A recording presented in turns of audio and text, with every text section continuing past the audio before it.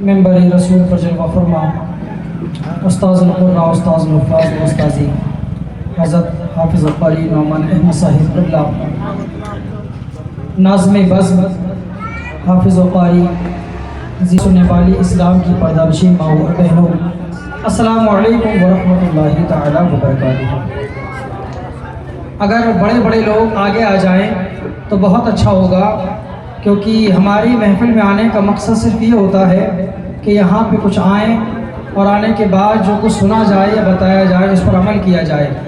صرف آنے کا مقصد فارمیلٹی نہیں ہونا چاہیے، بلکہ یہاں سے جانے کے بعد کوئی نہ کوئی نصیحت، کوئی پیغام ایسا آپ کی سمجھ آنا چاہیے تاکہ اس پر عمل کیا جا سکے۔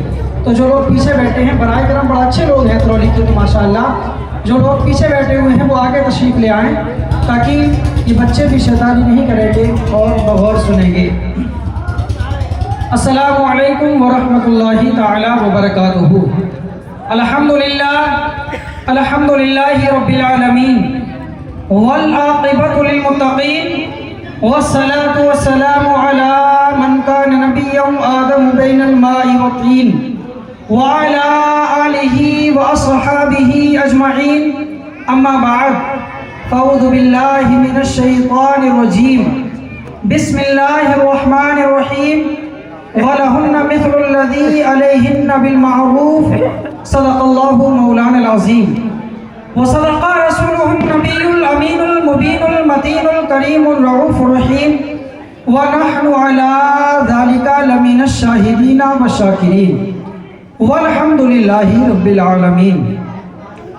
یا خدا بہرے جناب مصطفیٰ امداد کن، یا رسول اللہ از بہرے خدا امداد کن، غوث اعظم بمن بے سر اسامہ مددے، قبلہ دی مددے، کعبہ و ایماں مددے، بگرداب بلا افتاد کشتی، ضعیفان و شکستہ رات و کشتی، بحق خواجہ عثمان ہارونی، ظہور نور یزدانی، نمود شان ربانی، خدا کا دوسرا کوئی نہ کوئی آپ کا ثانی۔ ہماری دین کی حقانیت کے دونوں شاہد ہیں، معین الدین اجمیری، محی الدین جیلانی، قادریم نعرہ غوث اعظم زنم، دبز شاہ احمد رضا خان قطب عالم زنم، قادریم نعرہ غوث اعظم زنم، دبز شاہ برکت اللہ قطب عالم زنم۔ آئیے ہم اور آپ سب سے پہلے آقائے نامدار مدینے کے تاجدار، ہم غریبوں کے غم گسار، بے کسوں کے کس، مصطفیٰ جان رحمت، جن کے بارے میں الطاف حسین حالی نے کہا تھا، وہ نبیوں میں رحمت لقب پانے والا، وہ نبیوں میں رحمت لقب پانے والا، مرادیں غریبوں کی پر لانے والا، اور مصیبت میں غیروں کے کام آنے والا، مصیبت میں غیروں کے کام آنے والا، اپنے پرائے کا غم کھانے والا، اتر کر ہرا سے سوئے قوم آیا، ایک نسخے کیمیا ساتھ لایا، مسے خام کو جس نے کندر بنایا، کھرا اور کھوٹا الگ کر دکھایا، وہ عرب جس پہ قرنوں سے تھا جہل چھایا، ایک ہی آن میں پلٹتی تھی اس کی کایا، اسی نبی آخر الزماں کی بارگاہ میں درود پاک پڑھے، جن کے بارے میں بریلی کے قلندر اعلی حضرت امام احمد رضا خان فرماتے ہیں، سرور کہوں کہ مالکو مولا کہوں تجھے، سرور کہوں کہ مالکو مولا کہوں تجھے، باغ خلیل کا گلے زیبا کہوں تجھے، باغ خلیل کا گلے زیبا کہوں تجھے، تیرے تو وصف عیبے تراہی سے ہیں بری، حیران ہوں میرے شاہ کیا کیا کہوں تجھے، لیکن رضا نے خط میں سخن اس پہ کر دیا، خالق کا بندہ خلق کا آقا کہوں تجھے۔ آئیے اسی نبی رحمت پر درود پاک پڑھ لیں، اللہم صلی علی سیدنا و مولانا محمد مادر الجود والکرم وآلہ وبارک وسلم، صلاۃ و سلام علیکہ یا رسول اللہ صلی اللہ تعالی علیہ وسلم۔ اللہ کریم کا بیعت شکر ہے کہ اللہ تعالیٰ نے اس محفل میں ہم سب کو جمع فرمایا اور اس چیز کے لیے مقرر فرمایا کہ ہم اللہ و رسول اور اس کے حبیب کا ذکر کریں اور شریعت مصطفیٰ کی پیغام کو آپ تک پہنچائیں۔ بڑے خوش نصیب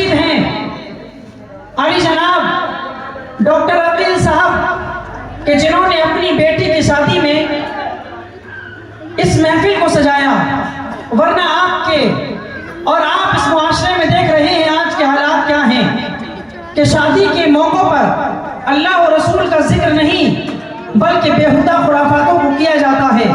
تو مبارکباد پیش کرتے ہیں ہم علی جناب ڈاکٹر عقیل صاحب کو، اللہ کریم اس محفل میلاد کی برکت سے زوجین کی عمر میں برکت عطا فرمائے، اللہ کریم ہم سب کا آنا یہاں قبول فرمائے۔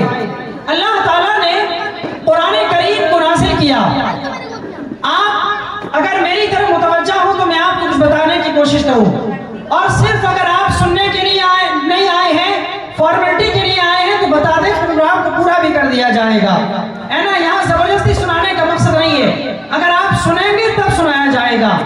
پہلی بات ہمیں یہ دیکھنا ہے کہ اللہ تعالیٰ نے انسان کو کیوں پیدا کیا، اور اللہ نے انسان کو پیدا کرنے کے بعد اس کی زندگی کا مقصد کیا ہے، اور اللہ نے انسان کو سیدھی راہ چلانے کے لیے کیا کام کیے ہیں۔ آئیے میں آپ کو بتاتا چلوں، اگر آپ قرآن کریم کی تعلیم پر عمل کریں گے اور قرآن کریم کو بغور پڑھیں گے، احادیث کریمہ کا مطالعہ کریں گے، تو آپ جانیں گے کہ جو چیلنج آج ہمارے سامنے آ رہے ہیں 1400 سال پہلے ان ساری چیزوں سے بچنے کا طریقہ قرآن نے بتا دیا تھا، لیکن ہم نے افسوس اور سب افسوس اس بات کا ہے کہ زندگی کے ہم نے پوری زندگی کے اندر ایک بار بھی قرآن کریم کو ڈھنگ سے نہ پڑھا، اور پڑھ بھی لیا تو قرآن کریم کو ہم نے کبھی سمجھنے کی کوشش نہیں کی۔ آئیے میں آپ کو بتاتا چلوں، شادی کے تعلق سے ہی اگر محفل سجائی گئی ہے تو اللہ کریم شادی کے تعلق سے اور عورت کے حقوق کو بیان کرتا ہے۔ قرآن کریم کہتا ہے وَلَهُنَّ مِثْلُ الَّذِي عَلَيْهِنَّ بِالْمَعْرُوفِ، عورتوں کے حقوق مردوں پر ایسے ہی ہیں جیسے کہ مردوں کے حقوق عورتوں پر ہیں۔ دیکھیے میرے پیارے، اللہ کریم نے قرآن کریم کو نازل کیا، قرآن کریم کا اصلی مقصد جو ہے وہ یہ ہے کہ قرآن کریم کو پڑھ کر اس سے ہدایت حاصل کی جائے، لیکن افسوس سب افسوس ہم اپنے آپ کو مسلمان کہلانے والے، ہم نے قرآن کو پڑھا نہیں، ہم نے قرآن کو سمجھا نہیں، ہم نے قرآن کے ساتھ کیسا دوہرا سلوک کیا ہے، ہم نے قرآن کریم کو اٹھایا، اس پر عطر لگایا، جزدان میں پیک کیا، اور قرآن کو ہم نے برکت کے لیے طاق میں سجا کر رکھ دیا۔ ہم نے قرآن کے ساتھ کیسا دوہرا رویہ اختیار کیا، ہم نے قرآن کو لیا اور قرآن کو بیٹی کے جہیز میں دینے کے لیے رکھ دیا۔ اللہ اکبر کبیرہ، ہم نے قرآن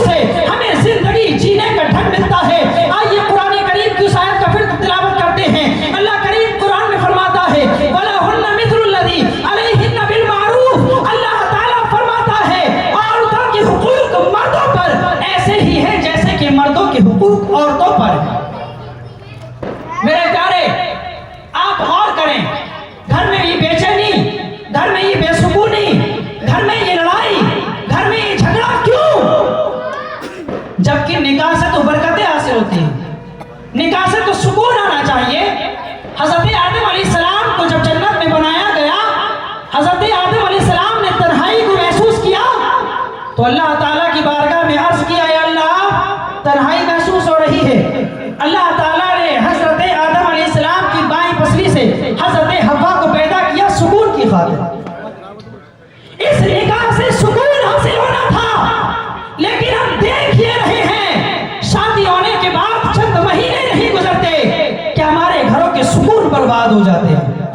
اللہ تعالیٰ نے اپنے بندوں کی ہدایت کے لیے قرآن نازل کیا، اور قرآن کو جب پڑھو تو اللہ تعالیٰ نے قرآن میں فرمایا کہ ہم نے عورتوں کے حقوق مردوں پر ایسے ہی رکھے ہیں جیسے کہ عورتوں کے حقوق مردوں پر ہیں، لیکن ہم بذات مرد چاہتے یہ ہیں کہ ہمارے حقوق ادا کیے جائیں، عورت کے حقوق ہم پر کچھ نہیں.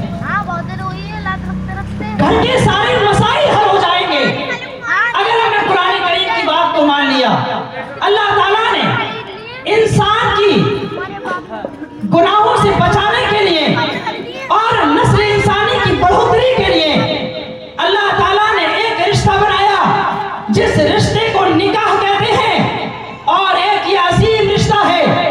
یہ انسان کی بیرا روی کو دور کرنے کے لیے، جنسی سکون حاصل کرنے کے لیے اللہ نے جس رشتے کو بنایا اس رشتے کو نکاح کہتے ہیں. اور نکاح سے سکون حاصل ہوتا ہے، نکاح سے برکتیں آتی ہیں. لیکن نکاح کرنے کے بعد گھر میں بے چینیاں کیوں، گھر میں پریشانیاں کیوں؟ وجہ یہ ہم نے قرآن پر عمل نہیں کیا. ہم صرف یہ چاہتے ہیں بیوی ہمارے حقوق ادا کرتی رہے، ہم جیسا کہیں بیوی اٹھے، ہم جیسا کہیں بیوی بیٹھے، ہم کہیں بیوی لیٹے، ہم کہیں بیوی ہمیں طرح طرح کے کھانے بنائے. صرف ہم یہ چاہتے ہیں کہ ہونے والی بیوی ہمارے حقوق ادا کرے، لیکن عورت کے حقوق ہم پر کچھ نہیں ہے. کاش اگر عورتوں نے مردوں کے حقوق کو سیکھ لیا ہوتا اور عورتوں نے مردوں کے حقوق کو سیکھ لیا ہوتا تو یہ سارے مسائل ہی حل ہو جاتے. آئیے میں آپ کو بتاتا چلوں خلیفہ دوم حضرت عمر فاروق اعظم رضی اللہ تعالیٰ عنہ، بڑا مشہور نام ہے، آپ نے سنا ہوگا. حضرت عمر فاروق اعظم رضی اللہ تعالیٰ عنہ کی بارگاہ میں ایک شخص یہ شکایت لے کر کے حاضر ہوا کہ میری بیوی مجھ سے بدزبانی کرتی ہے، میری بیوی سے میں پریشان رہتا ہوں. چلو وقت کے خلیفہ کے پاس جایا جائے اور جانے کے بعد ان سے اپنی شکایت درج کرائی جائے، اپنی شکایت ان کی بارگاہ میں پیش کی جائے تاکہ میرے لیے کوئی سکون کا ذریعہ بن جائے. اے میرے دوستو، آپ سوچیں کہ آپ کسی امام صاحب کے پاس اس غرض سے جاتے ہیں کہ امام صاحب تعویذ کر دیجئے تاکہ ہماری بیوی ہمارا کہنا ماننے لگے. آپ اس غرض سے جائیں کہ امام صاحب آپ پانی پڑ دیجئے تاکہ ہماری بیوی ہمارے کہنے میں چلنے لگے. لیکن جب آپ حجرے کے دروازے پر پہنچیں تو اندر سے امام صاحب کی بیوی کی آواز لڑنے کی امام صاحب سے آ رہی ہو تو آپ کیا سوچیں گے؟ یار امام صاحب کی بیوی تو خود کہنا نہیں مانتی ہے تو ہمارا کام یہ کیسے کر دیں گے؟ اگر ان کے پاس کوئی تعویذ کوئی دعا ہوتی تو امام صاحب سب سے پہلے اپنی بیوی پر کنٹرول کرتے. میرے پیارے، اسی طرح سے خلیفہ دوم حضرت عمر فاروق اعظم کی بارگاہ میں ایک شخص پیش حاضر ہوا، اور حاضر ہونے کے بعد اس نے کیا دیکھا؟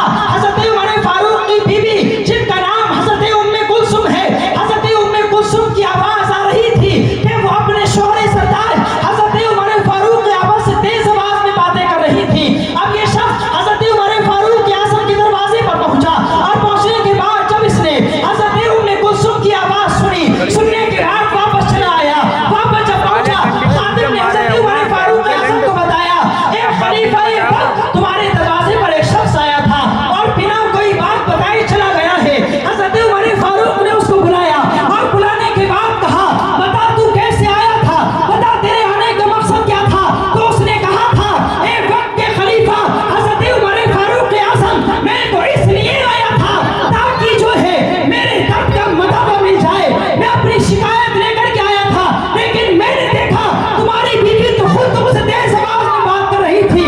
حضرت عمر فاروق اعظم نے کتنی پیار سے نصیحت فرمائی، آپ میری طرف متوجہ ہو. دیکھیے بچے تو شیطانی کرتے رہیں گے، شیطان تو چاہتا یہ ہے کہ جہاں اللہ و رسول کا ذکر کیا جائے وہاں اس ذکر میں خلل ڈال دیا جائے. شیطان اپنا کام کر رہا ہے، تم اپنا کام کرتے رہو، میں اپنا کام کر رہا ہوں. حضرت عمر فاروق اعظم رضی اللہ تعالیٰ عنہ نے فرمایا، اے آنے والے شخص، اپنی شکایت لے کر کے آنے والے سن لے، میری بیوی کے مجھ پر کچھ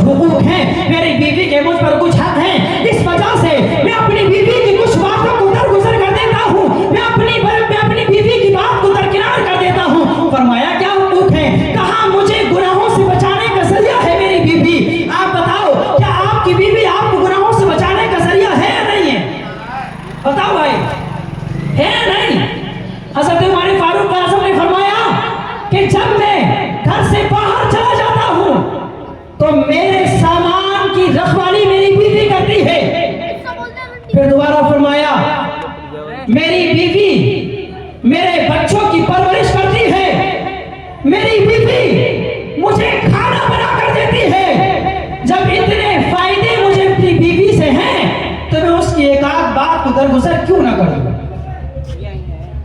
اصل لڑائی کا جھگڑا کہاں سے؟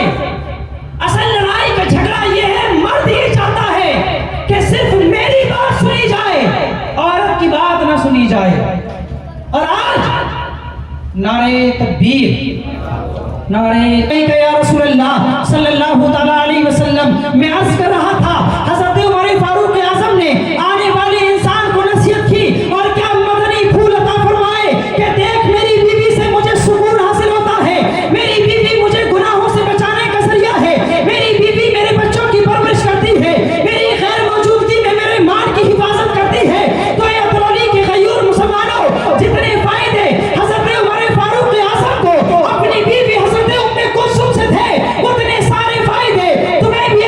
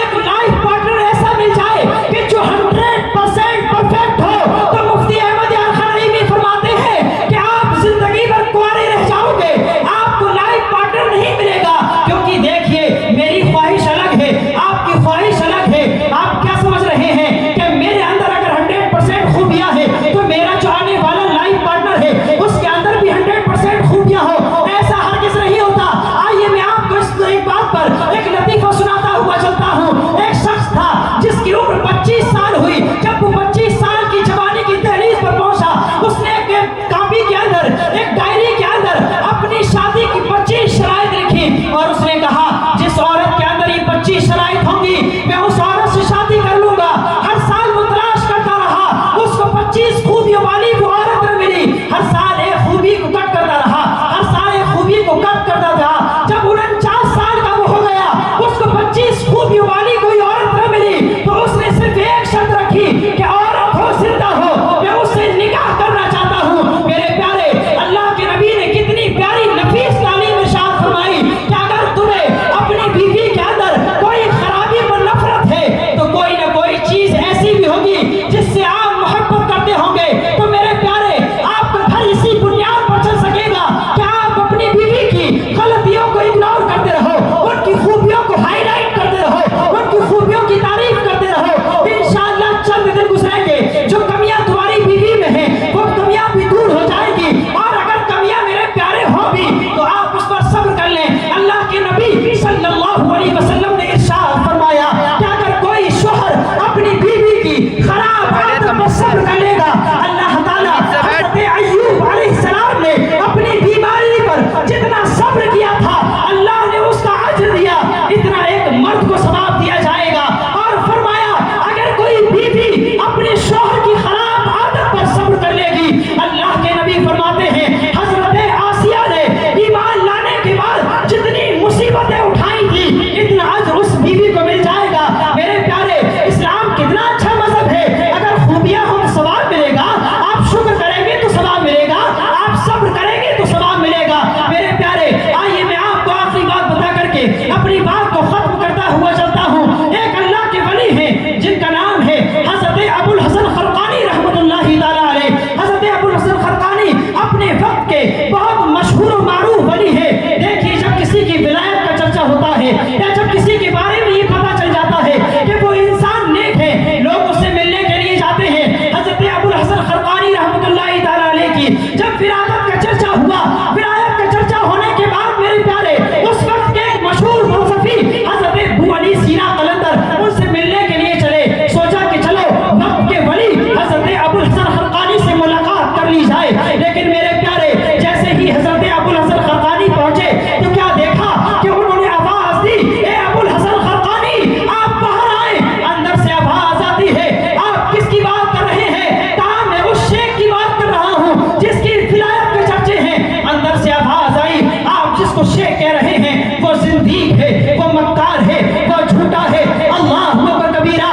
ایک انسان یہ سوچ کر آیا تھا کہ سامنے والا اللہ کا ولی ہے, لیکن اندر سے بیوی کی آواز یہ آ جائے کہ آپ جسے ولی کہہ رہے ہیں, جسے آپ نیک کہہ رہے ہیں, جس کے بارے میں آپ کا تصور یہ ہے یہ نیک بندہ ہے, اور اس کی عورت یہ کہنے لگے یہ زندیق ہے, یہ مکار ہے, یہ جھوٹا ہے. ذہن پر کیا اثر پڑے گا, اس کے ذہن میں کیسے خیالات آئیں گے؟ انہوں نے کہا چلو جب میں آئی گیا ہوں تو ملاقات کر لیتا ہوں. آپ یہ بتائیں, آپ کی نظروں میں جو تو آپ کا شوہر زندیق ہے, مکار ہے, جھوٹا ہے, کہاں ہے؟ انہوں نے فرمایا کہ میرا شوہر جو ہے وہ جنگل سے لکڑی لینے کے لیے گیا ہے. حضرت ابو علی سینا قلندر نے جنگل کا رخ کیا. جنگل کا جب رخ کیا تو کیا دیکھا, حضرت ابو علی سینا قلندر جو تھے وہ جنگل سے شیر کے اوپر لکڑیوں کے کٹھر کو لا رہے تھے.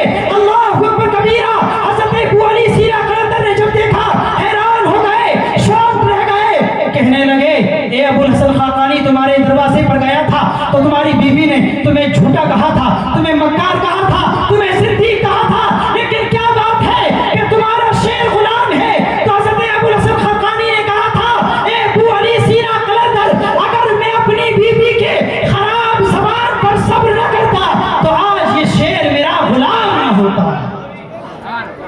میرے پیارے, اگر بیوی خراب مل ہی جائے تو صبر کرنے کی کوشش کریں, آپ اسے سمجھانے کی کوشش کریں. لیکن بات یہ ہے جو 20 سال کی لڑکی ہمارے گھر میں آتی ہے, ہم اس سے امید یہ رکھتے ہیں کہ اس کا تجربہ 40 سال والی عورت کے برابر ہو.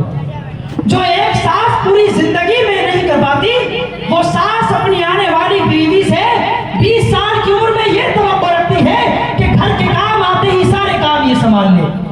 میرے پیارے, جو بیٹی گھر سے جائے گی اس نے بھائیوں کے پیار میں پلی ہے, وہ باپ کے روایت میں پلی ہے, اس کی ماں نے اس کے نخرے اٹھائے ہیں. ایک دم ایسا نہیں ہو سکتا کہ وہ آپ کے گھر میں مل جائے. ایک دم ماحول کا چینج ہو جانا ایک دم یہ ثابت نہیں کر دیتا نکاح کے بعد کہ وہ ایک دم کمپلیٹ پرفیکٹ ہو جائے گی, بلکہ آپ اس کو اپنی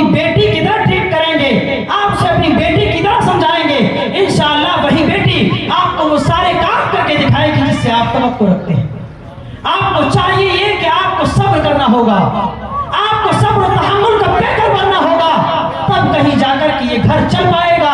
اللہ تعالیٰ نے نکاح کا جو رشتہ بنایا ہے بڑا عظیم بڑا پیارا رشتہ ہے، لیکن آپ کو قرآن کریم کی اس آیت پر عمل کرنا ہوگا وَلَهُنَّ مِثْلُ الَّذِي عَلَيْهِنَّ بِالْمَعْرُوفِ، عورتوں کے حقوق مردوں پر ایسے ہی ہیں جیسے کہ حقوق مردوں کے عورتوں پر ہے۔